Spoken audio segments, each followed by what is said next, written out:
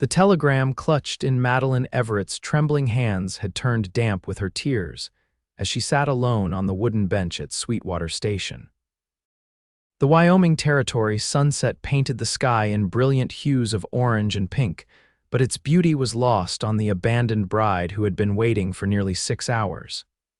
"He's not coming," she whispered to herself, the words carrying a painful finality as they escaped her lips. It was 1876, and at 22 years of age, Madeline had traveled all the way from Boston to marry a man she'd only exchanged letters with for 8 months. Gerald Hopkins had seemed perfect on paper, a successful merchant who promised her a comfortable life in the West. Now she was stranded with nothing but a trunk full of wedding clothes and dreams that had evaporated like morning dew under the harsh western sun. The station was emptying as the last stagecoach of the day had departed. The station master had given her sympathetic glances throughout the afternoon, but now even he was preparing to lock up for the night.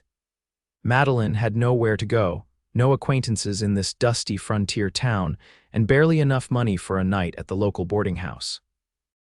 "Madam, I'm closing up soon," the station master called, his voice kind but firm. "Is there someone I can send for to help you?" Madeline shook her head, fighting back a fresh wave of tears. "No, sir, I'll figure something out." As the station master disappeared into his office, hoofbeats approached from the east, drawing Madeline's attention. A lone rider appeared through the golden haze of the setting sun, tall and broad-shouldered atop a muscular chestnut stallion. As he drew closer, she could make out his features. A strong jawline shadowed with stubble, eyes as blue as a summer sky, and sun-bronzed skin beneath a well-worn Stetson. The rider dismounted with fluid grace that spoke of a lifetime in the saddle. He tethered his horse to the hitching post and approached the station, stopping abruptly when he noticed Madeline. His eyes traveled from her face to the trunk beside her, taking in her fine traveling dress and the crumpled telegram in her hand. "Evening, miss," he said, removing his hat and revealing tousled dark hair. "Pardon my directness, but you look like you're in some trouble." Madeline straightened her spine, clinging to what remained of her dignity. "I'm quite all right, thank you." The man raised an eyebrow, his gaze sweeping over the empty station. "Don't mean to contradict a lady, but most folks who are quite all right aren't sitting alone at a closed station with luggage and tears on their cheeks." Madeline brushed at her face, embarrassed that her distress was so evident. The stranger's perceptiveness was unnerving, but there was something in his eyes, a genuine concern that made her defenses waver.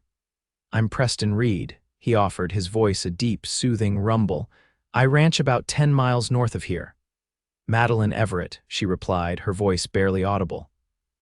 "I've come from Boston to be married, but it seems my intended has had a change of heart."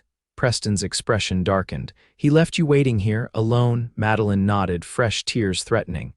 "The telegram arrived just an hour ago. He's married someone else, a local girl." She laughed bitterly.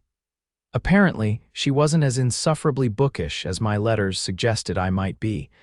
Preston muttered something under his breath that Madeline was certain wasn't meant for a lady's ears.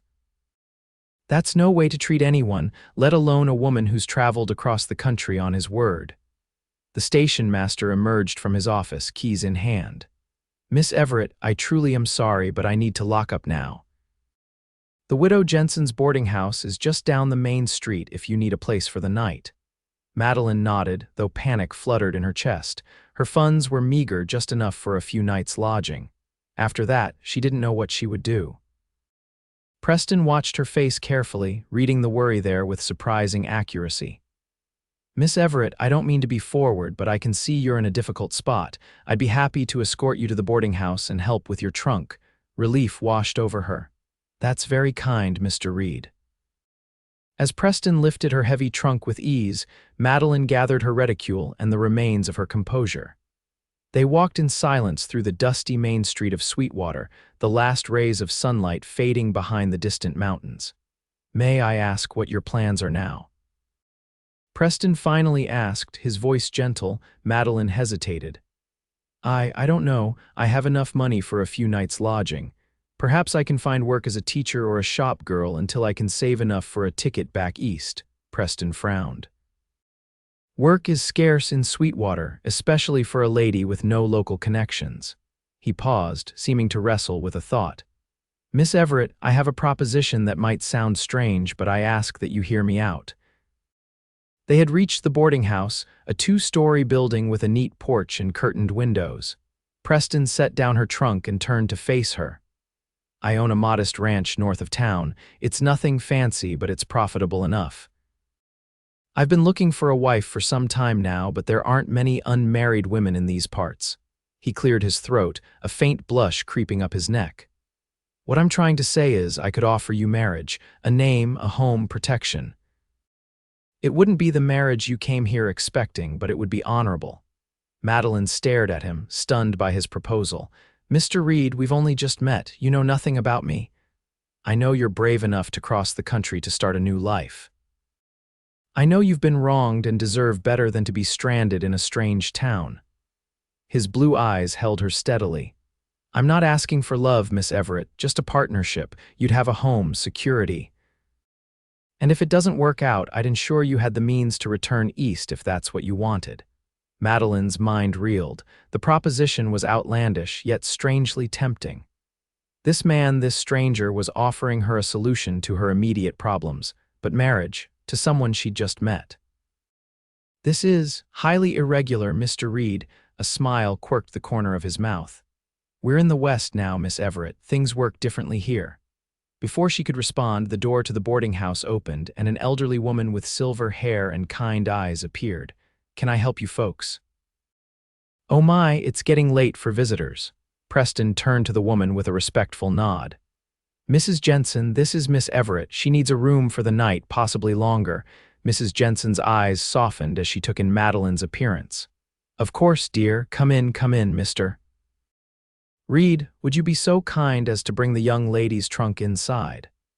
As Preston carried her trunk into the boarding house, Madeline found herself watching him with a mixture of confusion and curiosity. His offer hung in the air between them, outrageous yet somehow life-saving, like a rope thrown to a drowning person. Once her trunk was settled in a small but clean room on the second floor, Preston prepared to take his leave. At the door, he paused and turned to Madeline. I'll be in town tomorrow, attending to some business. If you'd like to discuss my offer further, I'll call here around noon. He replaced his hat and gave her a respectful nod. Good night, Miss Everett. Try to get some rest. After he left, Madeline sat on the edge of the narrow bed, her mind whirling with the day's events. From the heights of anticipation to the depths of despair, and now this bizarre twist, a marriage proposal from a stranger. It was too much to process. Mrs. Jensen brought her a tray with bread, cheese, and a cup of tea. You look like you've had quite a day, dear, she said, patting Madeline's hand. Things often look brighter in the morning. Alone with her thoughts, Madeline sipped the tea and gazed out the window at the star-filled Wyoming sky. Preston Reed's face appeared in her mind, his forthright manner, those steady blue eyes, the unexpected kindness he'd shown her. Could she really consider his proposal? It seemed madness, yet what were her alternatives? Sleep came fitfully, and when dawn broke, Madeline rose and dressed with care, selecting a simple blue dress that brought out the color of her eyes. She spent the morning walking through Sweetwater, confirming her fears that work would be hard to come by. The small schoolhouse already had a teacher, the general store was family-run, and the only other establishments were a saloon, a blacksmith, and a small bank, none of which seemed likely to hire a refined Eastern woman with no practical experience. By noon, she had returned to the boarding house, her options dwindling with each passing hour. A knock at the front door sent her heart racing, and Mrs. Jensen's voice called up the stairs. Miss Everett, Mr. Reed is here to see you. Madeline descended the stairs with measured steps, finding Preston waiting in the small parlor. He'd cleaned up since yesterday, his dark hair was neatly combed, his shirt and vest were pressed, and he'd shaved, revealing a strong jawline that his stubble had partially concealed. Miss Everett, he greeted her, standing as she entered. I hope you slept well as could be expected, thank you. She took the seat he offered, folding her hands in her lap to hide their slight trembling. "I've given your proposition some thought." Preston nodded, his expression serious. "I figured you might have. Before you give me your answer, I should tell you more about myself and what I'm offering." For the next hour, Preston spoke candidly about his life. He was 30 years old, had come west after the war between the states, and had built his ranch from nothing over the past decade. He had a small herd of cattle, grew hay, and was expanding into horse breeding. His ranch house was modest but solid, with 3 bedrooms, a kitchen, and a sitting room. He had no family except for a younger sister who lived in Denver with her husband. "I won't pretend it's an easy life," he admitted. "There's always work to be done and winters can be harsh, but the land is beautiful and there's a peace to it that I've never found anywhere else." Madeline listened, asking occasional questions. "And what would you expect of me as your wife?" Preston met her gaze directly. "Companionship, help running the household, perhaps in time children, but I want to be clear I would never expect. That is, our marriage would be in name only until you decided otherwise." His cheeks colored slightly. "You'd have your own room, your own space. I'm offering protection and partnership, not demanding a wife's traditional duties." His consideration touched her. "That's very honorable, Mr. Reed." "Preston, please." He leaned forward. "I know this isn't what you planned. You came west expecting love, or at least the possibility of it developing. I'm not asking you to love me, Madeline, just to consider that we might build something worthwhile together." Madeline's heart hammered in her chest. The rational part of her knew this was insanity, marrying a man she'd known for less than a day. Yet as she'd walked through Sweetwater that morning, reality had set in. She was alone, with limited funds, in a place where women had few options. "If I agreed," she said slowly, "when would this marriage take place? There's a circuit preacher coming through town tomorrow. We could be married then, or wait until you're more comfortable with the idea." Preston's eyes never left hers. "I won't rush you." Madeline took a deep breath. "I would like to see your ranch first, if that's possible, before I make my decision." Preston's face brightened. "Of course.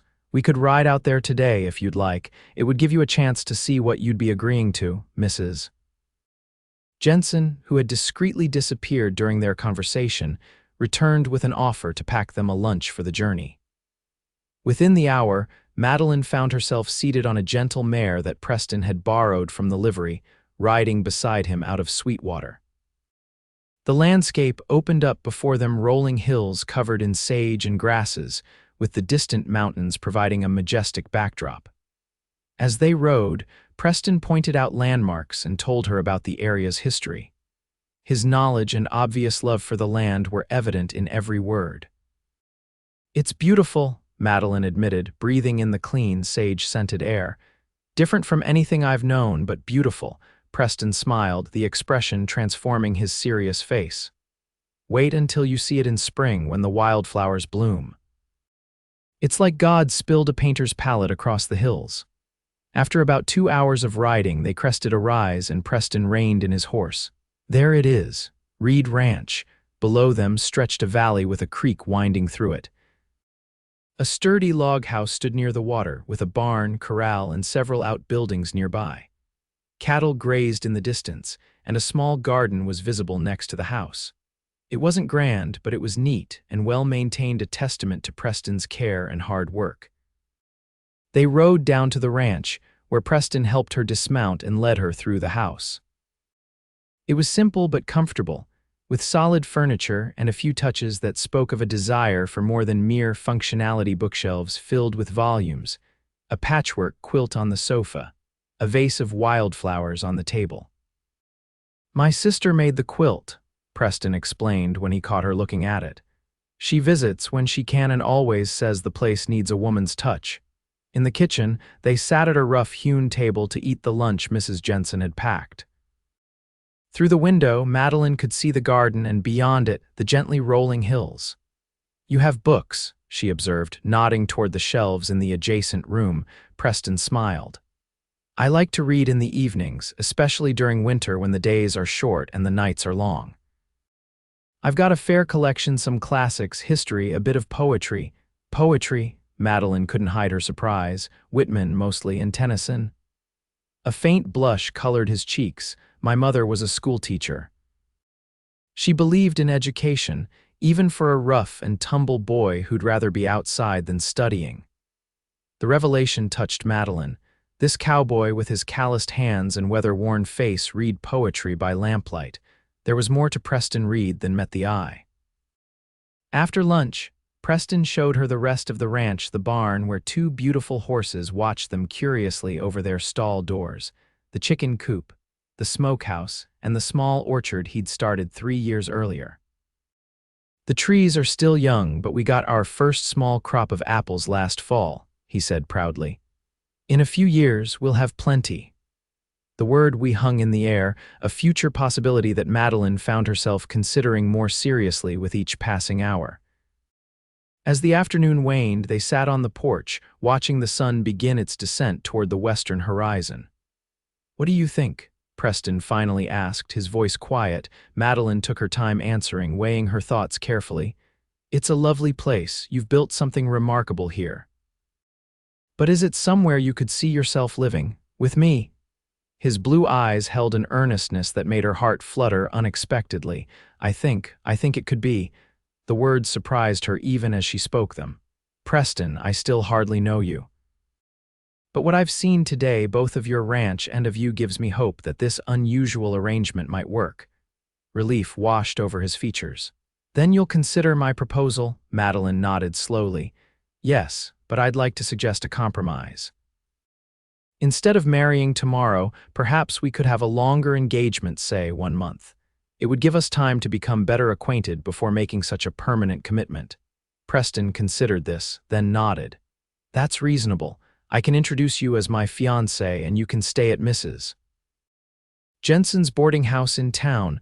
I'll call on you properly and we can learn more about each other. And at the end of the month, if either of us has doubts, we can reconsider without any harm done," Madeline added. "Agreed." Preston extended his hand and Madeline placed hers in it, feeling the strength and warmth of his grip. "To a 1-month engagement, Miss Everett." They rode back to Sweetwater as the sun was setting, the sky ablaze with color. By the time they reached the boarding house, Madeline found herself looking at Preston with new eyes. His kindness, his honesty, and his willingness to compromise all spoke of a man of character, the kind of man who might, in time, be easy to care for. The following weeks passed in a whirlwind of activity. True to his word, Preston called on Madeline regularly, taking her on rides through the countryside, accompanying her to church on Sundays, and spending evenings talking on the boarding house porch under Mrs. Jensen's watchful but approving eye. Madeline learned that Preston had fought for the Union during the war, had been wounded at Gettysburg, and had come west seeking a fresh start. He spoke of his dreams for the ranch, his hope to expand the horse breeding operation, and his desire to someday build a larger house on the hill overlooking the valley. In turn, she told him about her life in Boston, her love of literature and music, and her dream of becoming a teacher. She spoke of her parents, both now deceased, and her childhood in a comfortable but not wealthy household. She admitted that she'd agreed to marry Gerald Hopkins partly out of a desire for security after her father's death left her in precarious financial circumstances. "He seemed kind in his letters," she explained one evening as they walked along the creek that ran behind the town. "And he promised me a good life here. I thought perhaps affection might grow between us over time." Preston's jaw tightened. "He's a fool for letting you go. Though I can't say I'm sorry for it, selfish as that might be." His honesty brought a blush to Madeline's cheeks. Over the weeks, she'd found herself increasingly drawn to this straightforward cowboy with his unexpected depths. He was well-read despite his lack of formal education, thoughtful in his opinions and unfailingly considerate of her feelings. 3 weeks into their engagement, Preston took her to meet his nearest neighbors, the Andersons, who lived about 5 miles from his ranch. Martha Anderson, a robust woman in her 40s with a ready laugh and 4 grown children, welcomed Madeline warmly. "Preston's been alone too long," she declared over coffee and apple pie. "It's high time he had someone to share that beautiful ranch with." On the ride home, Preston seemed unusually quiet. When they stopped to rest the horses by a small pond, he turned to Madeline with a serious expression. "Our month is nearly up," he said. "I've been wondering if you've made your decision." Madeline looked out over the water, gathering her thoughts. "I have been thinking about it a great deal. This arrangement we discussed, it would be a partnership, you said, a marriage without expectations." Preston nodded. "That was my offer, yes." "But what if," Madeline said carefully, "what if I've begun to think that such an arrangement might not be necessary?" Preston's eyes widened. "Madeline," she met his gaze, her heart pounding. "These past weeks have shown me what kind of man you are, Preston, kind, honorable, thoughtful. I came to Wyoming expecting to marry a stranger, and in a way, that's still what I'll be doing. But you're not a stranger in the way Gerald was. I know your character now. Are you saying you want to go through with the marriage?" Preston asked, hope brightening his features. "I am." Madeline smiled. "And I'm saying that perhaps we don't need to start with separate bedrooms and a marriage in name only. Perhaps we could begin as a real husband and wife in all ways." Preston's breath caught. Slowly, he moved closer to her, his hand coming up to gently cup her cheek. "Are you certain? I don't want you to feel pressured." "I'm certain," Madeline whispered. "I may not be in love with you yet, Preston Reed, but I believe I could be given time, and I'd like to find out." The kiss that followed was gentle, a question and answer all at once. Madeline felt something unfurl in her chest, a warmth, a possibility, a future she hadn't imagined when she'd stepped off that stagecoach a month earlier. When they parted, Preston rested his forehead against hers. "I never expected this," he admitted. "When I saw you sitting alone at that station, I just wanted to help. I never imagined you'd come to mean so much to me so quickly." "Life has a way of surprising us," Madeline replied, thinking of how drastically her plans had changed and how grateful she was for that change. They were married the following Sunday after church services, with the townspeople of Sweetwater and the neighboring ranchers in attendance. Madeline wore a simple cream-colored dress that Mrs. Jensen had helped her alter, and Preston looked handsome in a new black suit. Martha Anderson had insisted on hosting a celebration afterward, and the Andersons' barn was transformed with wildflowers and ribbons for the occasion. As they danced under lantern light, Preston held Madeline close. "Are you happy, Mrs. Reed?" he asked, his voice low in her ear. "I am," she answered truthfully. "Happier than I expected to be when I arrived here." Later that night, Preston carried her across the threshold of the ranch house, their home now. He'd spent the past week making improvements, new curtains at the windows, a soft rug in the bedroom, even a small piano in the sitting room that he'd purchased from a family moving back east. "It's not much," he said apologetically as she ran her fingers over the keys. "But I thought you might like having music in the house." Tears sprang to Madeline's eyes. "It's perfect. All of it is perfect." Their first night as husband and wife was tender, with Preston showing a gentleness that belied his strength. As they lay together afterward, Madeline nestled against his chest. She thought about the strange twist of fate that had brought her to this moment. "What are you thinking?" Preston asked, stroking her hair. "I'm thinking that sometimes the best things in life are the ones we don't plan for," she answered. "I came west to marry a merchant and found a cowboy instead." Preston chuckled, the sound rumbling beneath her ear. "And I went to the station to mail a letter and found a wife." The months that followed were a time of adjustment and discovery. Madeline learned the rhythms of ranch life, rising before dawn, tending the garden, preserving food for winter, and managing the household. Preston taught her to ride properly, to shoot a rifle for protection when he was away, and to appreciate the wild beauty of the Wyoming landscape. In turn, she brought music and literature into their evenings, reading aloud by lamplight or playing the piano while Preston listened from his chair by the fire. She planted flowers around the house, started a small herb garden, and transformed their home with thoughtful touches that made it truly theirs. Their physical relationship deepened alongside their emotional connection. What had begun as gentle exploration became passionate understanding, and Madeline discovered desires within herself she hadn't known existed. Preston was an attentive lover, always mindful of her pleasure, and she blossomed under his touch. Winter came early that year, blanketing the ranch in snow and confining them often to the house. They spent long evenings by the fire, talking, reading, and making plans for the future. It was during one such evening, with wind howling outside and a blizzard raging, that Madeline realized something had changed within her. "Preston," she said, setting aside her book, "I need to tell you something." He looked up from the ledger where he'd been calculating figures for the spring cattle sale. "What is it?" Madeline moved to kneel beside his chair, taking his hand in hers. "When we married, I told you I wasn't in love with you yet, but that I believed I could be given time." Preston nodded, his expression growing serious. "I remember. I want you to know that I was right." Madeline's voice trembled slightly. "I love you, Preston Reed, not out of gratitude or convenience, but truly, deeply love you." The ledger slipped forgotten to the floor as Preston pulled her into his arms. "Madeline," he breathed against her hair, "I've loved you since that day at the pond, maybe even before. I just didn't want to pressure you by saying it first." Their kiss was different from any they'd shared before, a sealing of something profound, a promise beyond words. That night, they made love with a new awareness, each touch infused with the knowledge of their feelings for each other. Spring arrived with a riot of wildflowers, just as Preston had promised, and with it came the news that Madeline was expecting their first child. Preston's joy was boundless. He swept her into his arms and spun her around the kitchen when she told him, then immediately insisted she sit down and rest. "I'm pregnant, not ill," she laughed, but she was touched by his concern. The baby, a boy they named Michael after Madeline's father, was born in the winter, with Martha Anderson serving as midwife.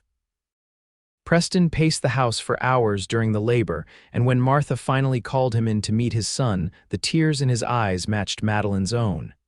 "He's perfect," Preston whispered, cradling the tiny bundle, "just like his mother." As Michael grew, so did the ranch. Preston's horse breeding business flourished, and they were able to build the larger house he'd dreamed of on the hill. Madeline started a small school for the children of neighboring ranches, fulfilling her desire to teach while still being home for her family. Their second child, a daughter named Elizabeth, arrived 2 years after Michael.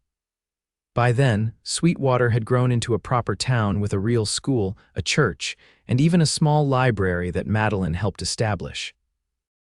On their 5th wedding anniversary, Preston surprised Madeline with a trip to Denver to visit his sister, and to attend the opera, something she'd mentioned missing from her life in Boston. As they sat in their hotel room afterward, Madeline in a new blue silk dress and Preston looking handsome in formal attire, she reflected on the journey that had brought them here. "You ever wonder what would have happened if Gerald had met me at the station that day?" she asked, removing her earrings and placing them on the dressing table. Preston considered the question, coming to stand behind her and meeting her eyes in the mirror. "Sometimes. But then I think about everything we've built together, our home, our children, our life, and I can't imagine any other path." Madeline turned to face him, reaching up to touch his cheek. The years of working outdoors had weathered his face, adding lines around his eyes and mouth, but to her, he was more handsome than ever. "Neither can I," she said softly. "Being abandoned at that station felt like the end of my dreams. I never imagined it was actually the beginning." Preston drew her into his arms, his lips finding hers in a kiss that still held all the tenderness and passion of their early days together. "I promised you protection and partnership when I proposed," he murmured against her mouth. "Did I deliver on that promise?" Madeline smiled, her heart full.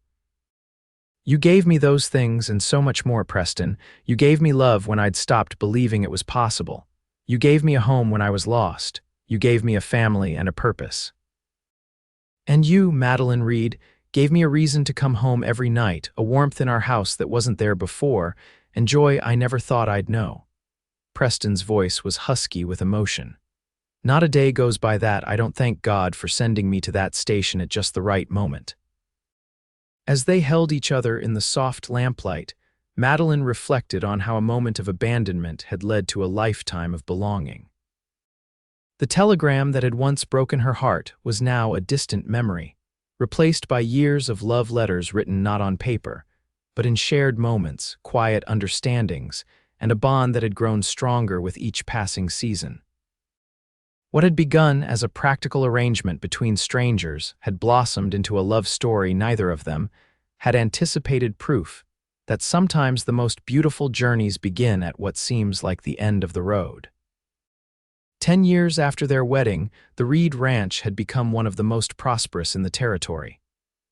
They'd added a third child to their family, another boy named James, and their home was known throughout the region for its warmth and hospitality. On the anniversary of the day they'd met, Preston took Madeline back to Sweetwater Station, now part of a bustling town served by the railroad. They stood together on the platform where she had once waited alone, her hand clasped firmly in his. "I never thanked him, you know," Madeline said quietly. "Who?" Preston asked. "Gerald Hopkins." She smiled at Preston's surprised expression. "If he hadn't abandoned me here, I never would have found you. Sometimes the worst moments of our lives lead us to the best ones." Preston gathered her close, pressing a kiss to her forehead. "Then I thank him too, though I still think he was the biggest fool in Wyoming territory. His loss was my gain," Madeline laughed, rising on tiptoe to kiss her husband properly, "and I wouldn't change a single moment of our story." As they rode home together, the setting sun gilding the landscape in gold, Madeline thought about the frightened young woman she'd been and the confident, loved woman she'd become. The journey hadn't always been easy, but it had always been worthwhile. Preston Reed, the cowboy who had rescued an abandoned bride, had given her far more than his name and protection. He had given her a love story more beautiful than any she could have imagined.